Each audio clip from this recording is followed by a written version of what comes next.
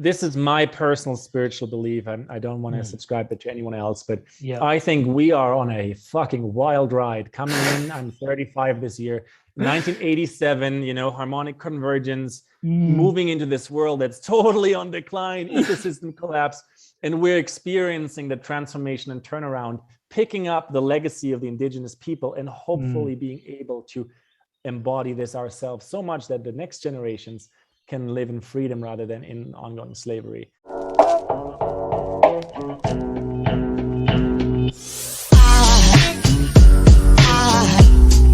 Aside from my soul.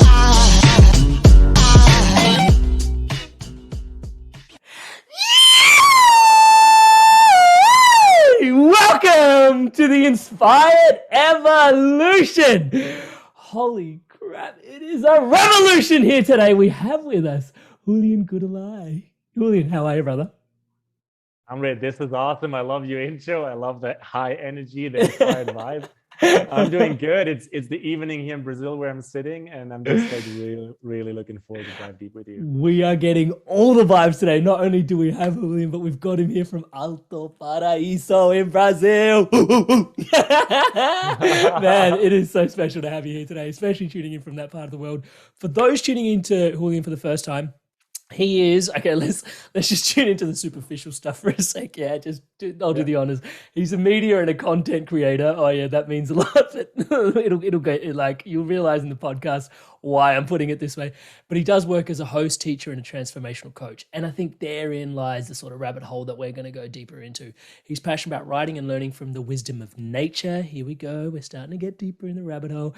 He's responsible. And responsible is a really interesting word, yeah? He's responsible for expanding the way that we view and interact with the planet through inspiring interviews that he shares on his podcast. If you're loving the Inspired Evolution, please go check out Green Planet, Blue Planet.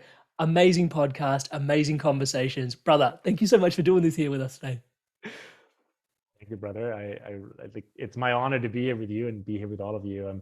I'm stoked to dive deeper into, the nature wisdom that's currently flowing pretty strong here in Alto Paraíso.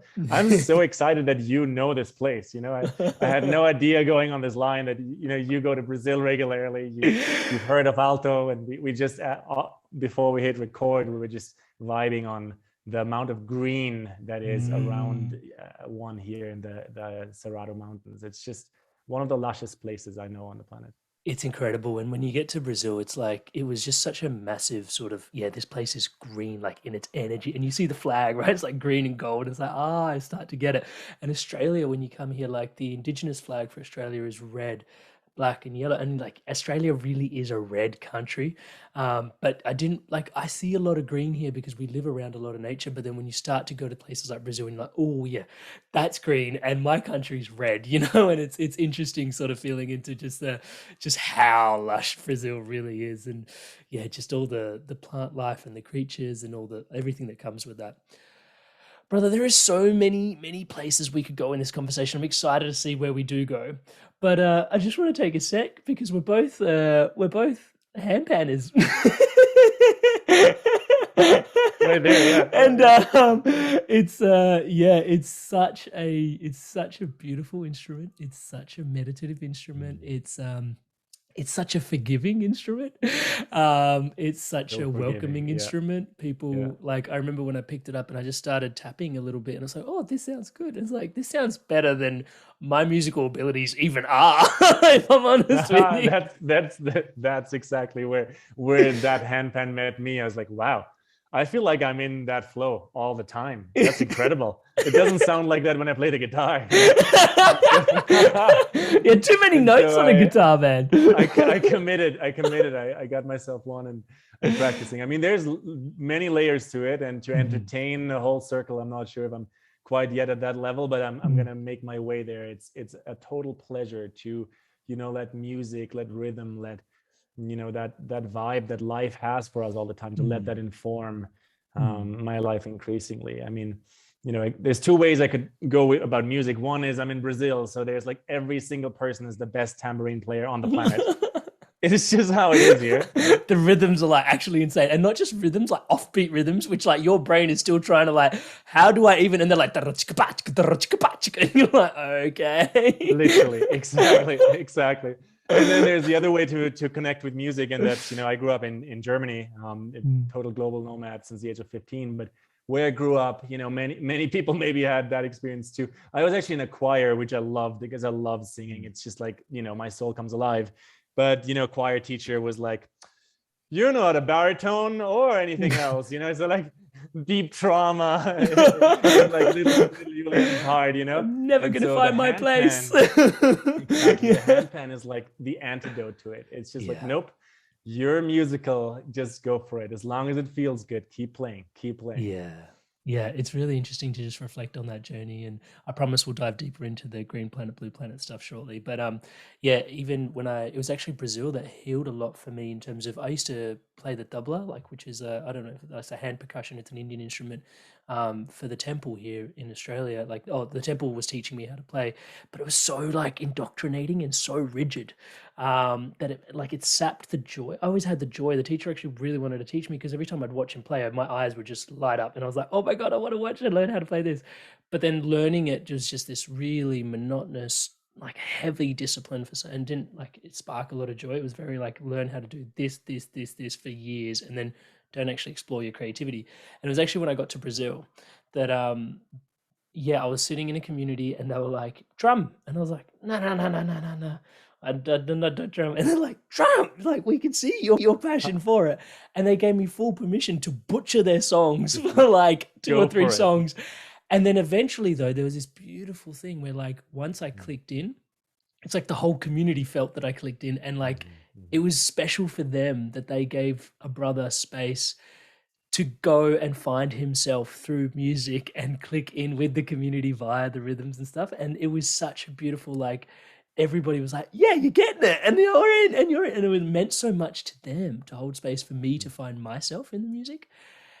It's such a beautifully supportive journey. And that's one of the things that I find good leaders do a lot, and good communities do a lot. They see the essence of you, which is something I hear you talk a lot about. They see the essence of you way before you can even sometimes even see yourself, and they're there just fanning your flames to watch the fire grow. What does essence mean to you, bro? That's a great question. Ooh, a deep one too. I'll take a deep breath just to let it come straight from the heart. Mm-hmm. I think essence is who we are, brother. I mean, essence is like our true identity, even maybe more than soul. That's like the gifts and the potential, like our dormant DNA included. Like old school science said, like, oh, like 90% junk DNA.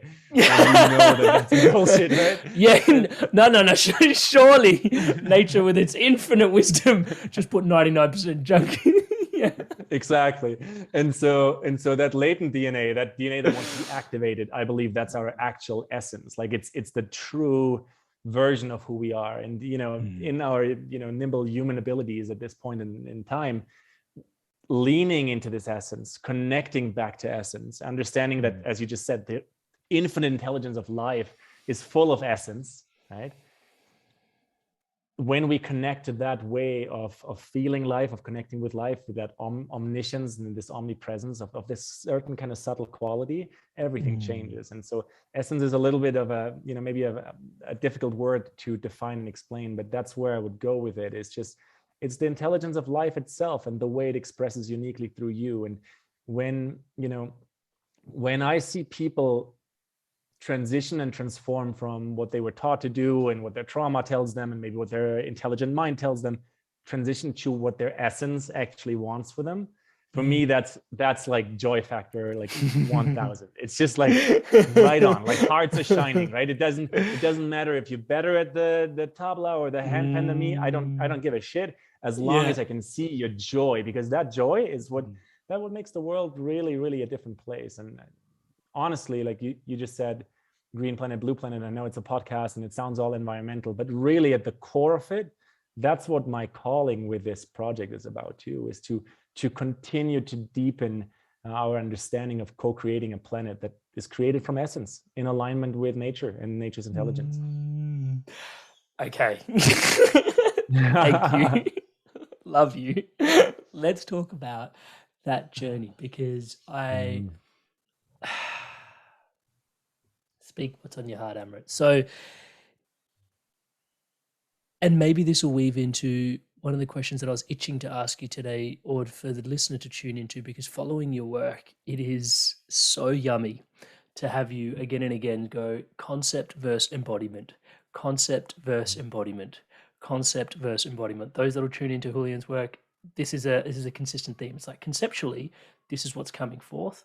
Embodiedly, this is what's coming forth. And it's a really powerful distillation. It's almost worth just me pausing to ask you that, to describe the difference between the two. But I'm going to go there and ask the entire question, which is the relationship with ourselves and how bettering and improving our relationship with ourselves thus becomes this, oh, we're going to become better stewards for the planet, just as a natural defunct of that almost. And it's like, and trusting in that, because there's such a, it sounds so disconnected, the two things. It's like, oh yeah, my journey of self-realization is actually the best thing that I can do for the Mother Earth, for the planet that we live on. It's like, yes, but what about all the other stuff? And it's like, but there's so much trust when I listen into all your work that it's like,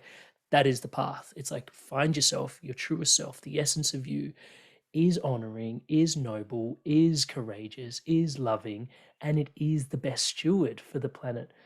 Can you tell us a little bit about that? And if you can weave in maybe concept versus embodiment, what are your thoughts in that space? Yeah. Big question, really big question. Yeah, man. Thanks for hearing that in the work I put out there and seeing those nuances. I really appreciate that reflection. First of the bat. Really deep question. I think, at large, we're in a time of transition, a time of transformation, right? You call it a revolution. I think transformation is a similar word with just this like forward going kind of energy to it. And so for me, the transformation is from a conceptual experience and understanding of who we are into an embodied state. That's one of the big transformations that's happening on the planet. Yeah. The way I grew up, the schooling system I grew up, all conceptual. I mean, it was like whatever, 5% embodiment, yeah, if even. Right. And so the transition is actually is a transformation to become stewards of the earth. Because if we are just conceptually talking about the levels of carbon and the level of pollution and the level of plastics and but economically speaking, this is a viable factor for us to maybe make some more money. I mean, that's all bullshit. At the end of the day, it's all BS. And I've been on this journey, right? Like, so for me, that's not something I necessarily would have said 5 years ago. But, with having hosted Green Planet, Blue Planet, and having hosted a venture capital think tank for a while, and having consulted and blah, blah, blah, having had all of these relationships with people that are of all of these worlds, I've noted that when we stay conceptual, we miss the mark of what actually is the transformation.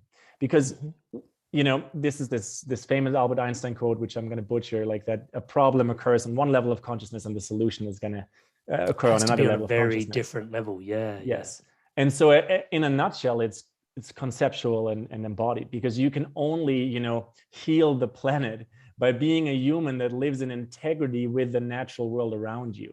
If you're still taking with a primarily colonial mindset, with a primarily economic mindset to extract from nature itself, just for the gains of it, without having the integrity of where that is in the balance of the planet, you can conceptually create many awards and UN SDGs and blah, blah, blah around it. It will not do anything but just perpetuate the same thing. And so conceptually, because we're such an intellectual creature and we have this, beautiful prefrontal cortex, we can fool ourselves. Like I would say, part of my own awakening journey is just like realizing the layers of self-deception that I transition out of every couple months, every couple of years. I don't know what you're talking about. Exactly. Exactly. Speak for yourself. And I'm going to bring it all the way to your example with the drum in the community in Brazil that you had, is when you transition from or transform from the idea of what the drum is, the idea of what the rhythm is, the idea of knowing what the right thing to play is, you transition into just trying it out. What's the best place to do this? It's when you're witnessing community. And so on this planet, we all witness each other. We just, again, we're in big deception about this. We all witness our, pollution consequences, the havoc we create with extraction. But we pretend still to this day that, well, maybe conceptually we could create these carbon credits, and then you pay like a little bit more and someone else earns on that.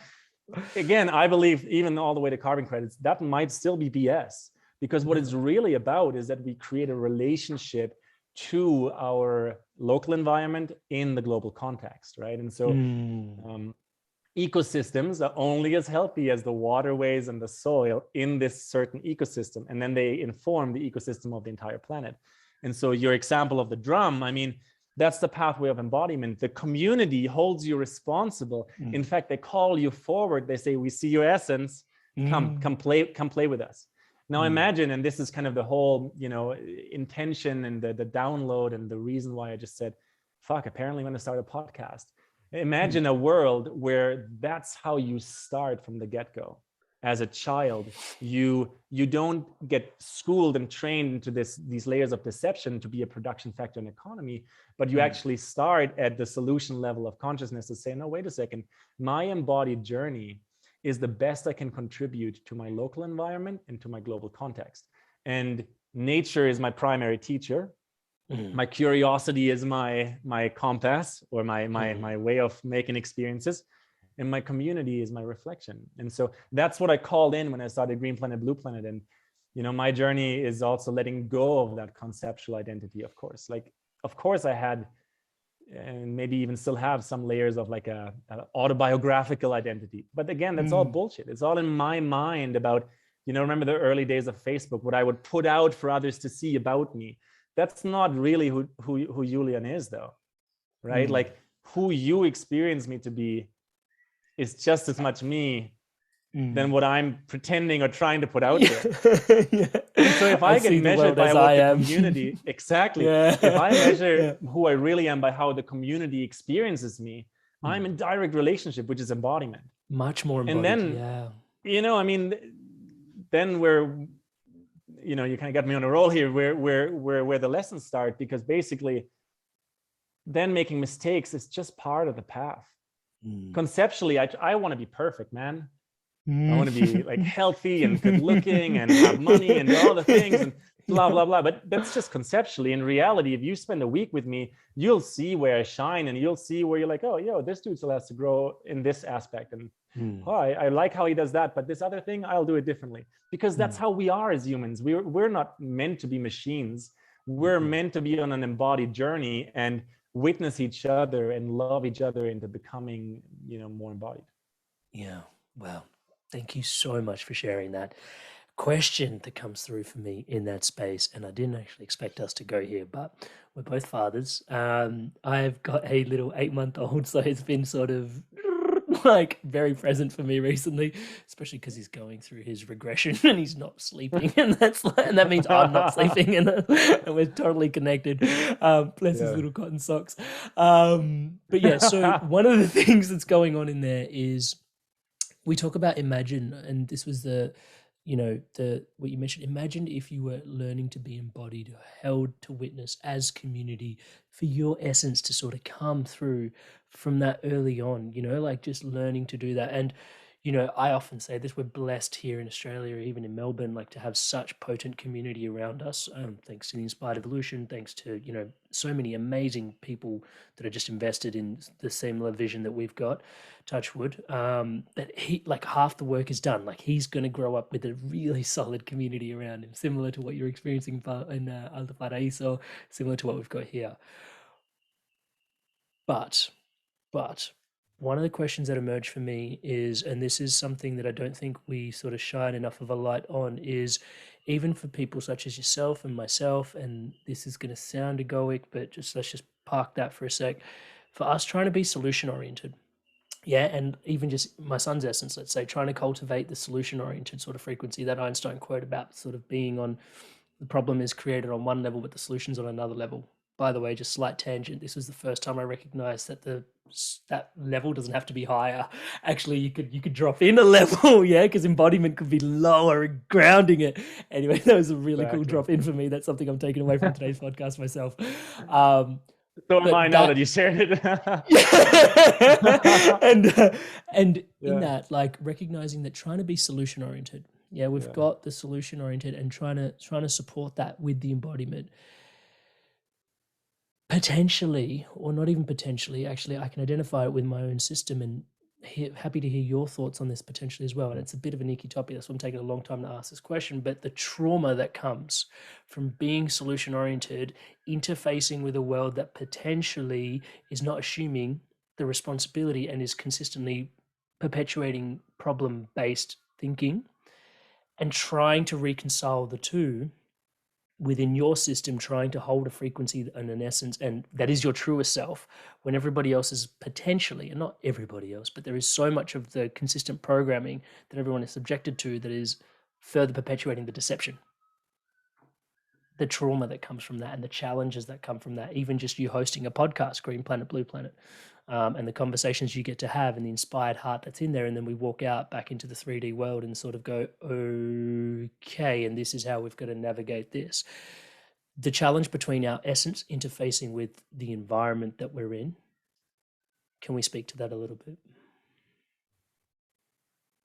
Yeah, let's drop in where, you know, kind of the rubber hits the road. To be honest with you, I'll start with just, so I don't know. Right? I don't know. And this is part of the pathway of embodiment rather than conceptual, because conceptually, the way I love that. I should know everything. I should know everything. If I don't know, I'm an F or a 6 or whatever your school system gives you. But I don't actually know. And that keeps me connected to my essence and my innocence, and not my ego or my personality that would, you know, like to show off. And I want to start there. And then secondly, I mean, solution oriented is also like a pretty loaded word, because it could mean different things to different people. If your solution is just to continue to live from your essence and trust that, and just like live fucking out loud, you don't have to worry about what other people think the right solution to a topic is, because that's where, you know, politics start. And somehow something about politics is geopolitics, and, you know, medical advice at this point in our timeline is like, I don't know if I can trust all of this, you know? So what's more important is to find the solution in your own essence, I believe. And so coming back to a kid growing up in that world is like, if you create the environment with your community and the schooling pathway that a young human knows to understand who he or she is, knows to understand who he or she is in context to the relationship of nature, and knows to understand who he or she is in relationship to curiosity. Well, then there's another quality to face the outside world, and that's resilience. Yeah. Because you don't know, man, like maybe there's your son is going to be so curious about all of the flaws of this really fucked up old system that's dying around us. And it's going to just empower him even more. And you protecting him, it's going to be the worst thing you could do for his. I don't know that. You don't know that, right? Yeah. So there isn't really a like silver bullet or one size fits all ever in life. There is no formula. However, and this is not something again that I claim to know, but I've, you know, gone through different education systems myself. I've played in you know, the Waldorf world for a little bit, and in like a civilian service I did as an 18-year-old in Italy, and you know, I've interviewed many people. I've tried to start a school in Vancouver Island with a whole group of parents that kind of went off for 6 months and then kind of didn't take off fully. And so lots of these wisdom keepers around alternative approaches, they come back to the main principle of an education for the future is nature. And then the guiding forces are curiosity and love. And love includes boundaries, right? Because a child might not know its boundaries in this physical world.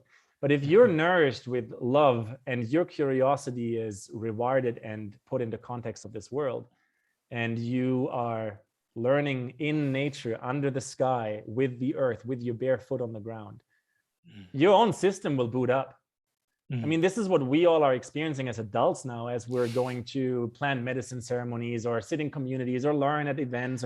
Our systems boot up from the ground up, from nature herself, right? Rather than from top down, like, let me understand this new artificial intelligence and how it could enhance my being if I put a chip into my brain. Like, I don't want to do that. What's the I next haven't hack, noted bro? that.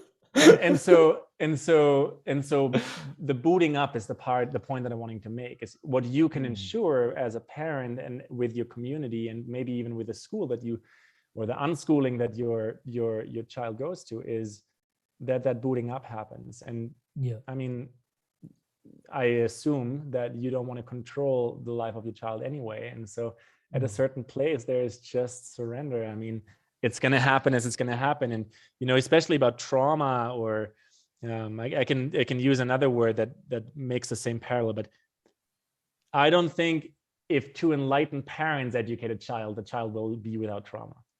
There's always going to be some friction from which the child will then later on learn again. So I'm not saying the same indoctrinated deception trauma that our generation went through and all the generations before us.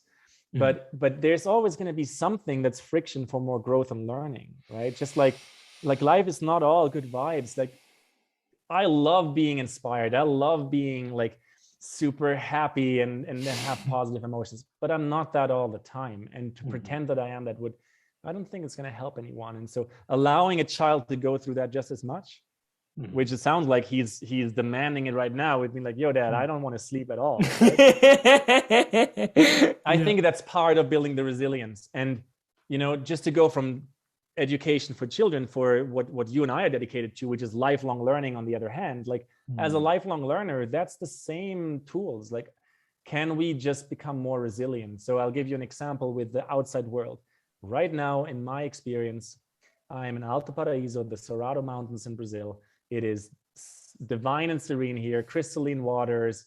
You know, it's one of those places that there's very little agrotoxin in the soil, specifically here. A little bit further away, there is some. So it's like a very like high vibing, peaceful place. But if I turn on my cell phone, I get distracted within like 10 seconds. And so I could choose to be on that cell phone all day and nourish my dopamine addictions, like the Instagrams or whatever people do, you know, or I can choose to become more resilient than that and only use it as the tool that I want to use it, and then put it away and then reconnect with that booting up energy, right? And so it kind of goes the same for us as adults as it goes for kids. But the mechanisms are mechanisms that I believe we do have to learn, and it's following our curiosity, trusting ourselves, like appreciating our essence. You know, we're not all the same; we're all unique, and becoming resilient in the process. I love that. Thank you so much for sharing that. One of the things that, and you called me out on this, because there is some part of me that projects on my son. You know, there's this we're Gen X, Gen Y, you know, and then part of me is just like, come on, man, be the regeneration. You know, like, can't you please be the regeneration? Like, come on, man, I got you. I'll hold some space. Let's do this. And then I'm like, how old is he? Like, you put he's 8 months, bro. I'm just like, relax, Rasta. Leave him alone. Like, leave him alone. Come on, bro. He's gonna do his thing. Come on, regenerate. It's like, just leave him alone, Amrit. And I use that as a little. He probably has those codes though deeply. That's part of essence, right? But even just that, you know, learning to sort of just give him his space to figure out who he wants to be. But in there, bro, regeneration. What does it mean to you? Can you describe it a little bit to us? Because it was kind of a revolutionary shift for me when I started. Like, sustainability was something that people were always talking about. My background was an engineer. I did a lot at the time for research and stuff in terms of unpacking more sustainable ways, trying to green urban environments, trying to make it more sustainable. And I realized sustainability is an economical thing, right? Which is like, okay, if we keep pillaging the planet, we're going to run out of planet to pillage. It's not sustainable. And it's like, build rockets to Mars. That's not the green thing that I actually thought I was contributing to. Sustainability felt like Pachamama, Mama Earth. And it was like, actually, no, it's still economic, bro. But then this thing emerged, which is like regenerative. And I was like, oh, that's kind of how nature operates. Tell us a little bit about regeneration, bro. Well, you just said it best. That's how nature operates. I think, again, like in the context of the modern world and the capital structures that are all around us, we got to be really careful that regeneration and regenerative doesn't just turn into another buzzword because it's just on vogue and people like want to use it, and but at its essence, and I'm mixing essence and regeneration, but they're kind of they're very similar. It's a principle of life. Regeneration is nothing I made up or you made up or a company made up. It's a principle of life. Like think of the life cycle between us, like like bodies, like our human body, and the earth and the trees and the fungi and the mycelium. The fungi is a whole kingdom that is here to decompose life at the end of that part of the cycle to then regenerate the next cycle with more nourishment for the soil.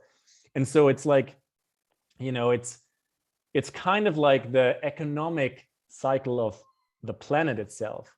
And so if we get even a little bit smarter and transform from conceptual to embodied, we will just start becoming who we were meant to be, that the indigenous people have held up for many, many thousands of years on this planet. In fact, all the indigenous people. And we will understand that our role as humans is to be part of the cycle of life, right? Eco, not ego, is one of those memes that goes around. We're part of the cycle.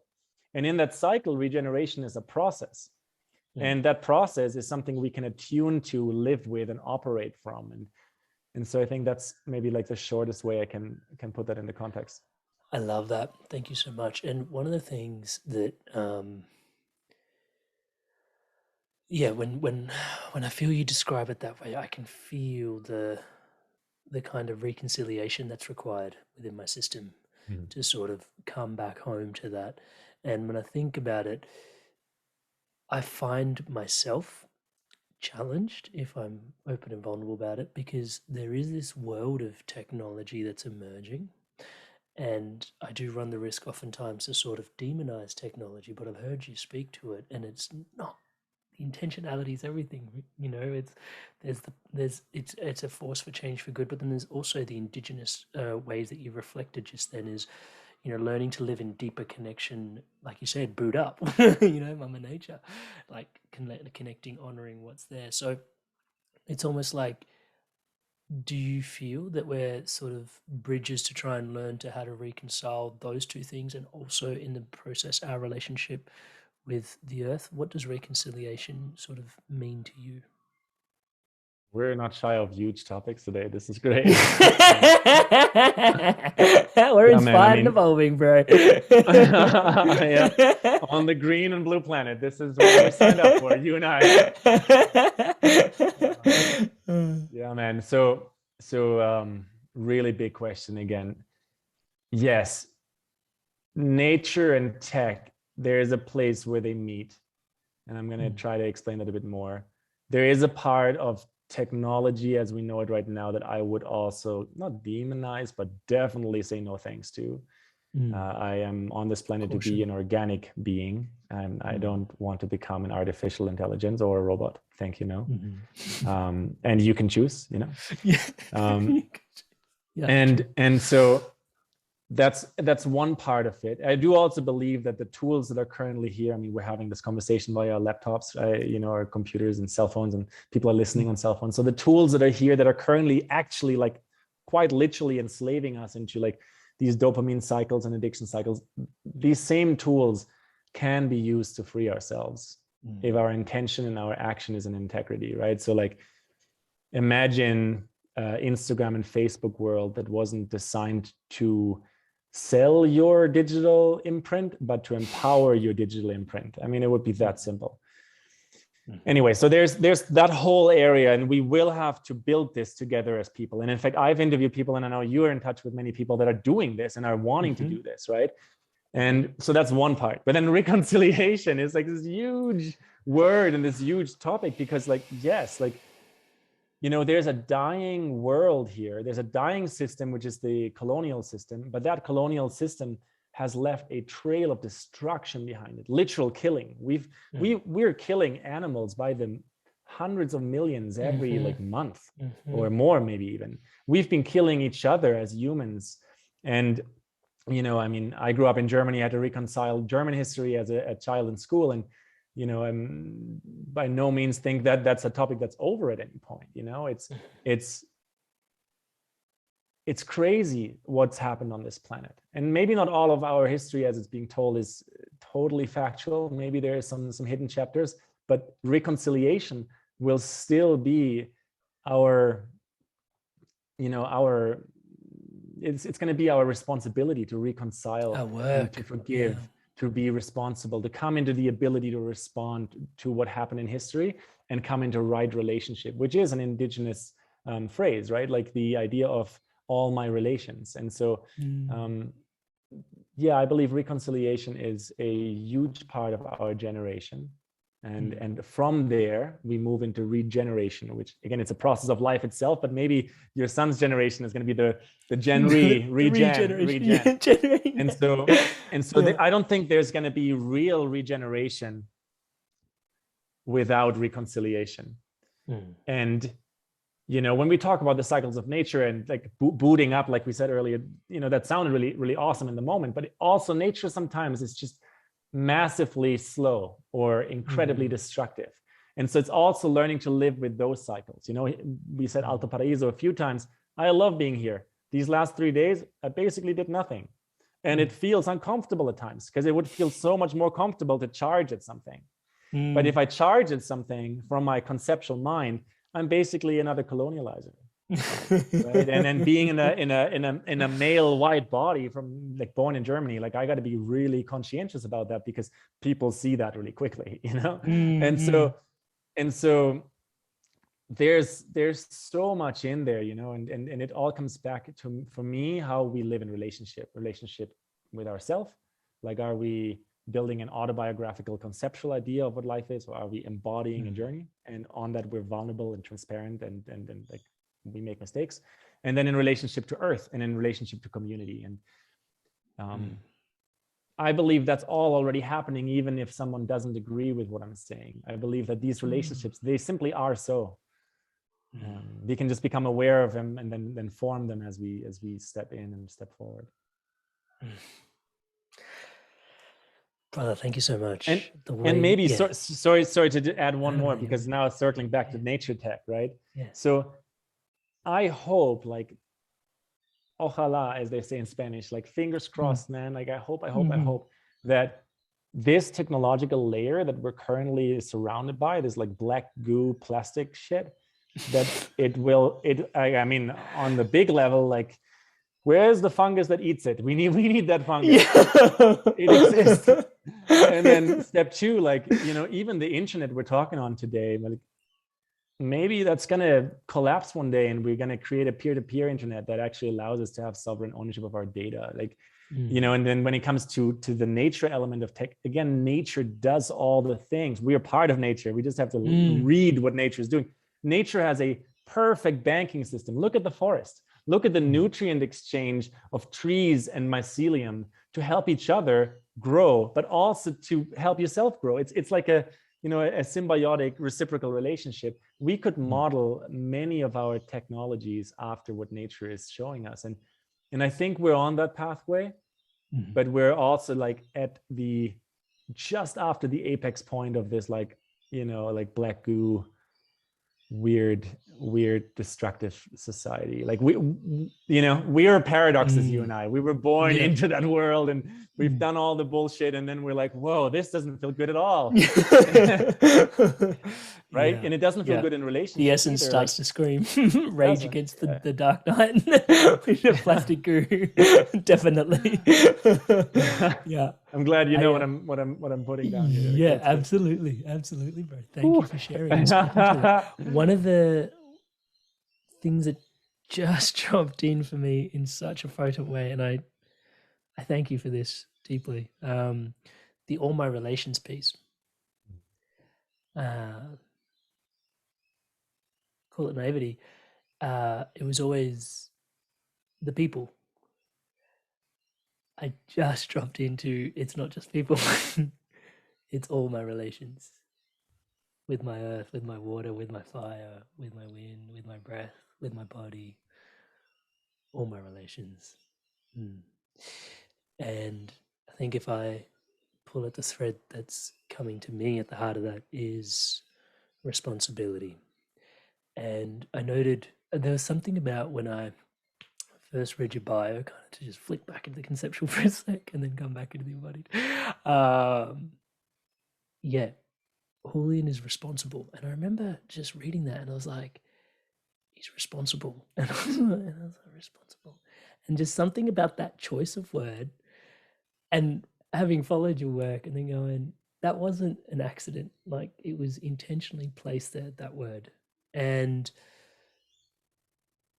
talking about going from regeneration and the reconciliation that's required. And then at the heart of that, feeling into right here in this moment, the responsibility that's required from us. And you mentioned it's just the ability to respond. And I love that perspective on responsibility. It's so refreshing. I'm a language nerd, right? So yeah, totally. And the thing that comes through for me though is, and this was a question that I'm dying to sort of explore in this conversation is, I guess I'm going to go full turkey on it, right? So it seems like in our time, and we're talking a little bit about tech, that we've been shifting our responsibility towards machines to sort of find a panacea and an antidote to help us recover kind of the things that we're not able to take responsibility for. It's like, yep, let's build an artificial intelligence, something like a device that'll clean the oceans for us. We're trying to take some responsibility. Let's try and push that to machines. And humbly, I've reflected that potentially we used to place our responsibility, some of that on God, and it's like, God willing, God will design, so there's an opportunity for us to sort of look at it, and the question that I've got is not just what role does responsibility play, but even deeper, are humans even wired for responsibility? Wow. Yeah, I think so. Yes, I think we are. I think this is part of the reason why we have these prefrontal cortexes and why we are in such an interesting DNA mix. And again, 90% junk DNA means we still don't know a lot of what's in that latent DNA that is, that comes alive when we're in right relationship, which is like field theory. And this is just such exciting stuff, right? But I do believe we're able to respond, I mean, when it comes to solutionism mixed with conceptual thinking, that's when you'll end up by wanting machines to fix what you built by building machines. Yeah. And when I don't think spiritualisms or religion will help us much either. But the idea that God already created it, meaning all of life is already here. And so let's understand the mycelium and the fungi and the bacteria. This is a bacterial world. This is all made up out of bacteria and viruses and fungi. We got to just look a little closer and we'll understand what can help us, right? But then to a lot of the havoc we've designed, I mean, man, it's just so shockingly simple. And again, I don't know, I might be wrong, but the only thing I can come up with my mind is that we just got to stop doing some of the things we're doing. We just literally got to stop putting toxins into the soil and the waterways. We literally have to stop overfishing the oceans. We literally have to stop changing the waterways of the planet. Right now in British Columbia, where I live most of the year, in Canada, West Coast, Pacific Northwest, Songhees First Nations territory, out there, the salmon that was the lifeline of an entire tribe of people forever. The salmon are not swimming upriver anymore simply because of fisheries and dams. Because get this, we created Atlantic salmon fisheries in the Pacific coast, and they have pollutants and bacteria on them that then kill the native salmon, and the dams are just as bad because they interrupt the waterways. So it's simple things like that we thought is progress that are actually disrupting the ecosystem, that we have to stop doing that. The same with overfishing the ocean. Let's just stop. Let's just stop killing animals by the 100 millions and come to all my relations actually. I'm not saying no one should eat fish anymore or no one should eat meat or no, you know, but a global food culture though, based on destruction of ecosystems, of, you know, killing the soil systematically, of like poisoning the waterways, and I mean, killing in general, I don't think is the way to go. And I think we've now this time conceptually understood that. Many people have conceptually understood this, but our embodiment is still lacking based on economic interest and greed, right? And so that's again the transformation needle. And so conceptual ideas and conceptual understanding isn't bad, but it only serves us to then again move into embodiment, because otherwise we'll talk about the planet dying until we die on the planet. I don't think the planet needs saving, you know, like our interaction. So you said, are humans responsible or able to respond, was the initial question here, right? And so our interaction with the planet is what's vital and what wants to transform. It's a deep barrel for sure. It is, right? Because it's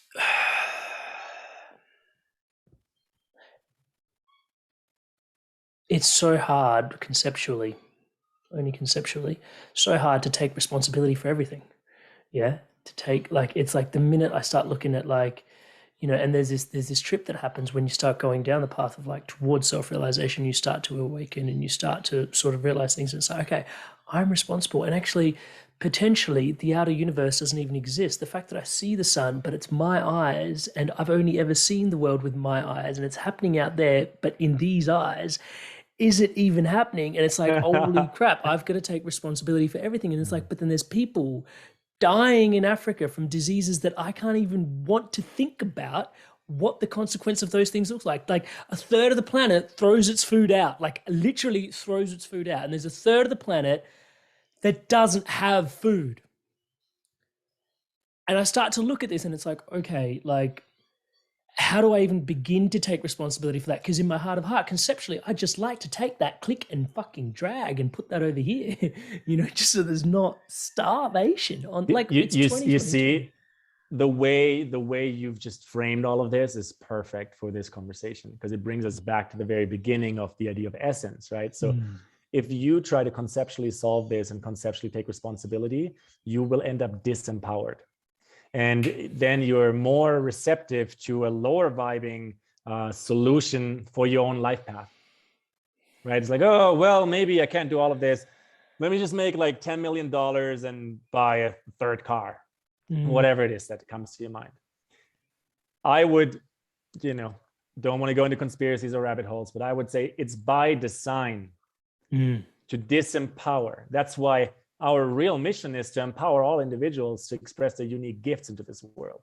Because when you simply follow your essence on the path of self-realization, and from your essence, you give yourself to life, you won't be a lazy bum. You will contribute to the greater good so much. You will simply show up because you will want more of it too, right? And you will want to have a positive connection, impact, and relationship to your local environment and possibly to a larger environment, depending on who you are, depending on the context you're in. And here's the kicker. We don't know all of the actions and consequences that are happening on this planet. So if you were to create the biggest ripple you can in Melbourne and broadcasting that into the world, that might inspire one other person, might not even be from Melbourne. They might just visit Melbourne one day and they're like, this Amrit guy, these inspired evolution people, I love what they're doing. And this kid is maybe from, I don't know, Tanzania. And then it brings that gift of inspiration home, right? Like that's why you do what you do, because you know it has this impact on people. And so that doesn't mean everyone should do a podcast, but it means that when you simply follow what's yours to do, the cause and effect of it, it has a higher intelligence than what my conceptual mind can even understand. Now we're back at the level of like God or interconnection. And so, yeah, we definitely want to take responsibility for damage. We want to reconcile both what we did to our own species as well as what we did to the natural world. And there's tons of steps to do on that everywhere on the planet. Even with latest developments and, you know, how profit overrides human dignity or health, tons of reconciliation and forgiveness to still do.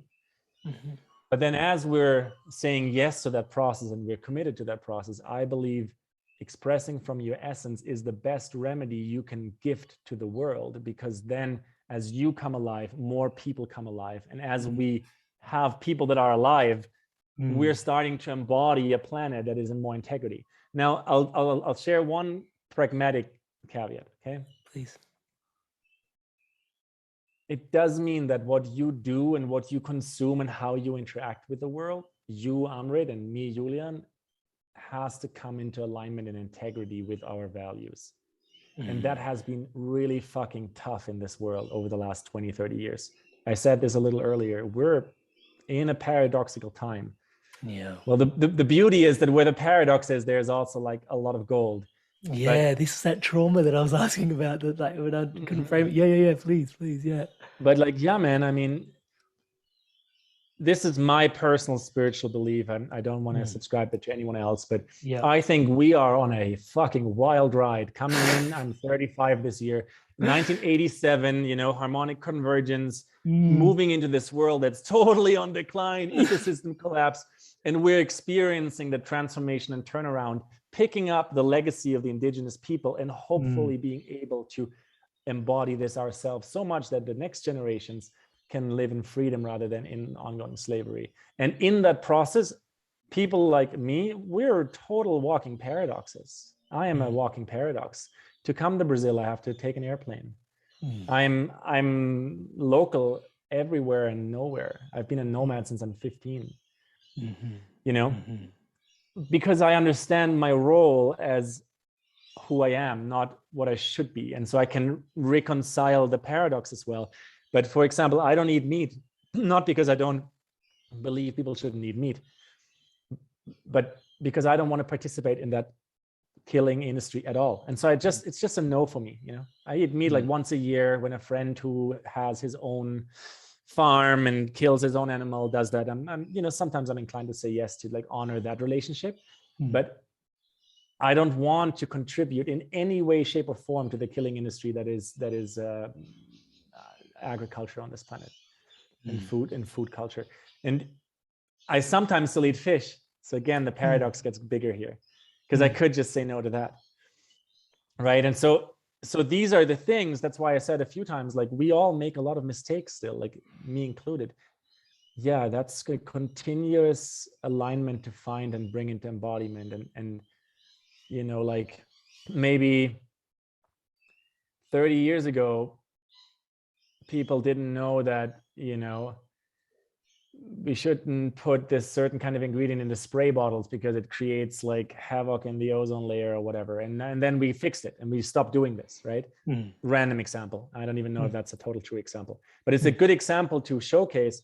We could just learn that quick when we understand something isn't good for the world. Like, let's say Roundup and pesticides.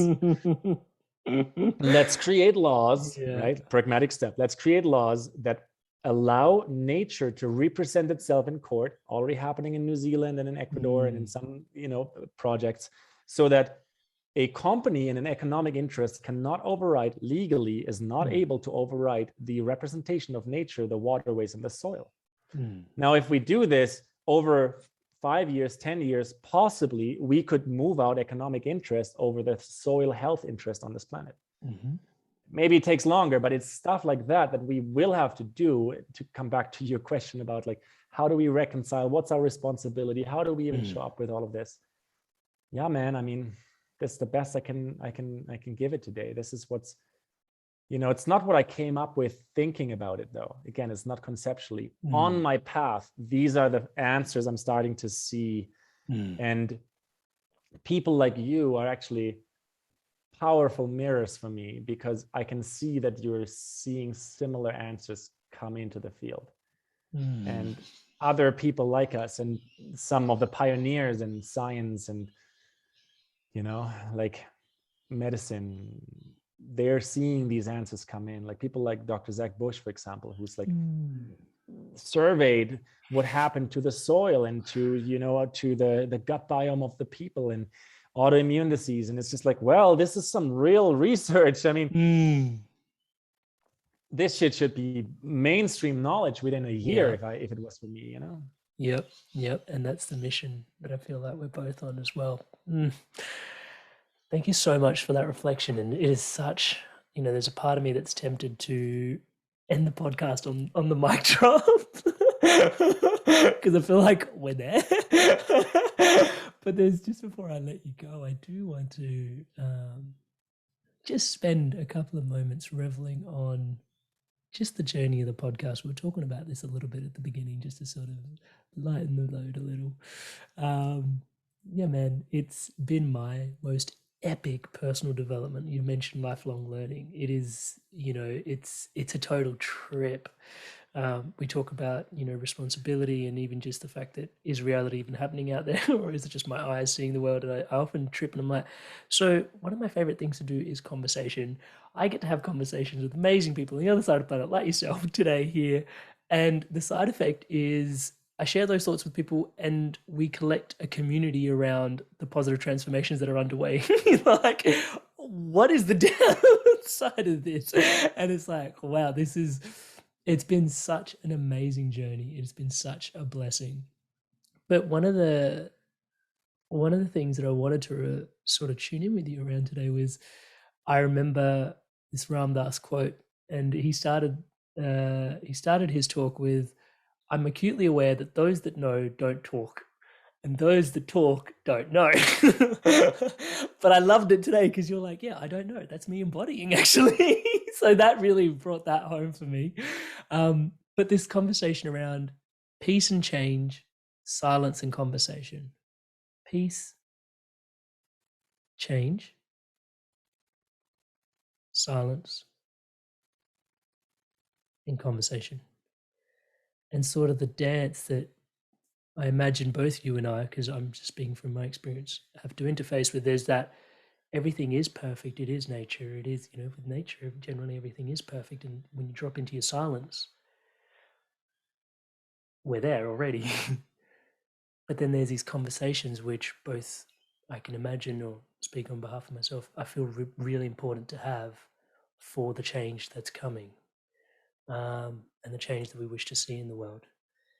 And it's a difficult rub to sort of articulate, to revel in with anybody else. But I love that you mentioned the paradoxes, because I really feel it is one of the challenges of this time. But being a podcaster, consistently learning, and just being able to dance with the paradoxes, so many different people speaking about so many different things in so many different little nuanced ways, all with the same, and I love this about you, essence. Right? That it's like, oh, you start to see the patterns after a while. Podcasting is a journey for you, brother. How's it been? What does it mean to you? Like, yeah, just reveling in that for a sec. Beautiful setup. And I'm glad that we're reflecting that for each other also. It's very interesting. It's a journey of self-development. It's a journey of lifelong learning, or a reflection of the commitment to lifelong learning, right? It's a way to weave a relationship and to build relationships that are meaningful, which I really appreciate. Especially, one of the things I also do is I host events and immersions, and what formerly was maybe called retreats. I don't love the word retreat as much, but you could call it that for the sake of understanding.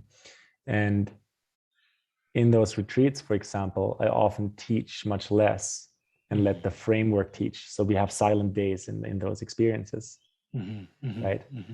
So it's like, again, another paradox, even though maybe I could tell like a story of the 300 podcast episodes I've made.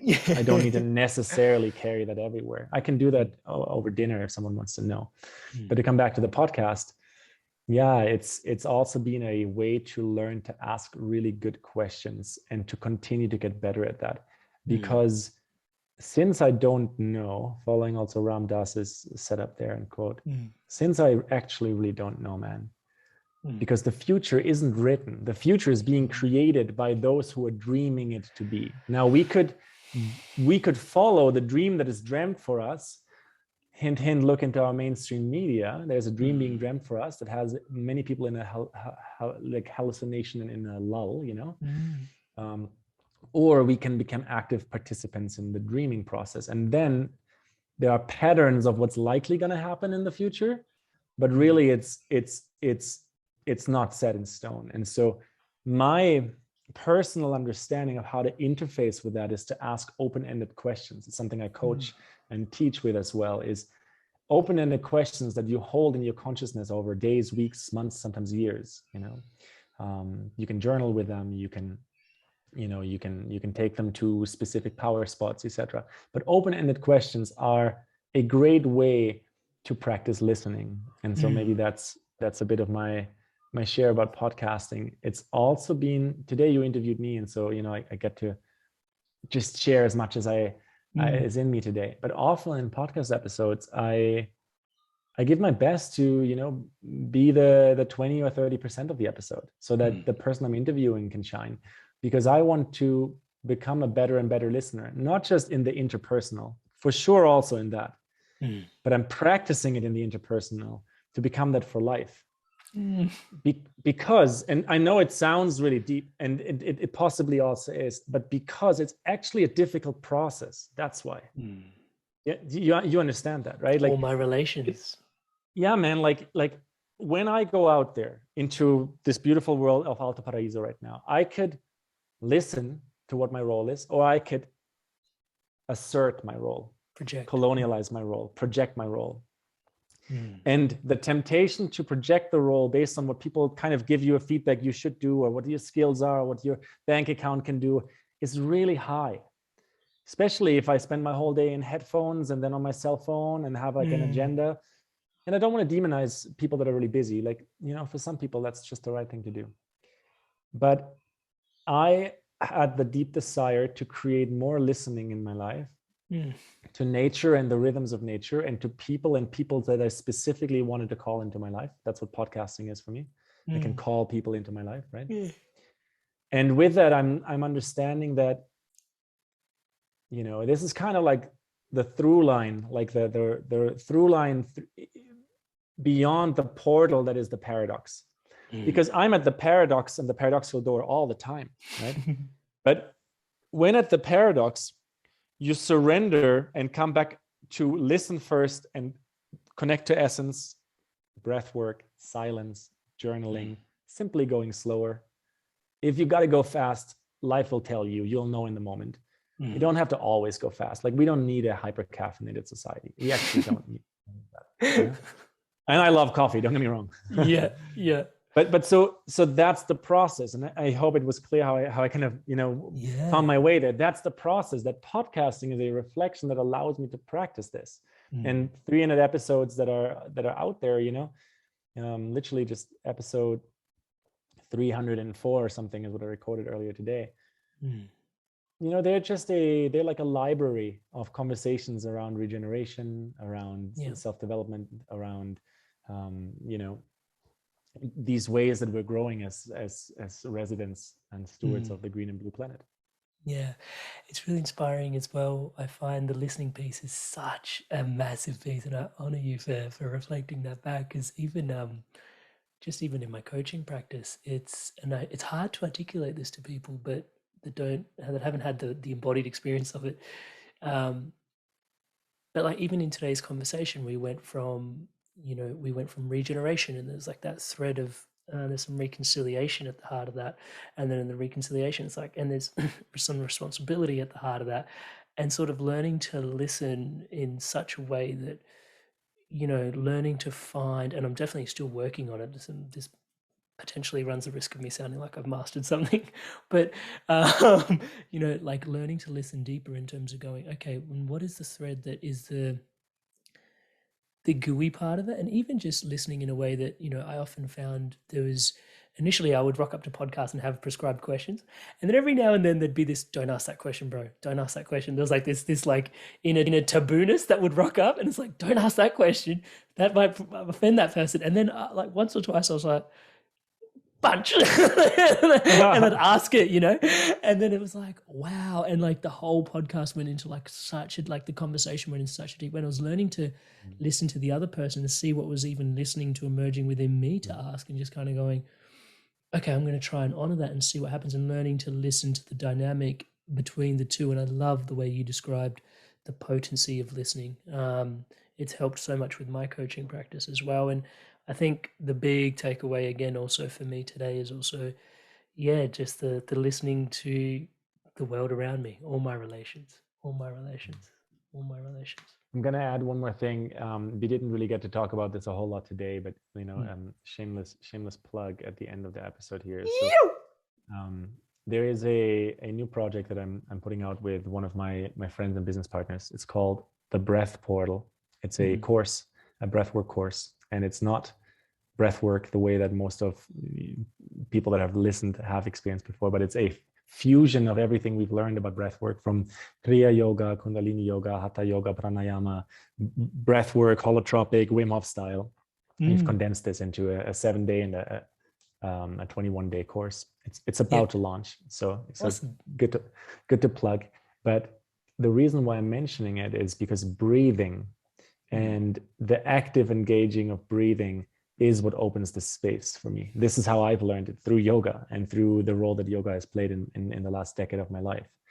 And even in conversations, you can practice it. You can put the tongue on the roof of your mouth and simply like practice ujjayi breath, like ocean breath, by yourself, listening to someone, because that way you're present with your breath and the listening, your mind cannot drift off. So, that same listening, then it goes for all of our relations. It goes for the interview or the coaching or the partner or the friend, but it also actually goes for the space itself.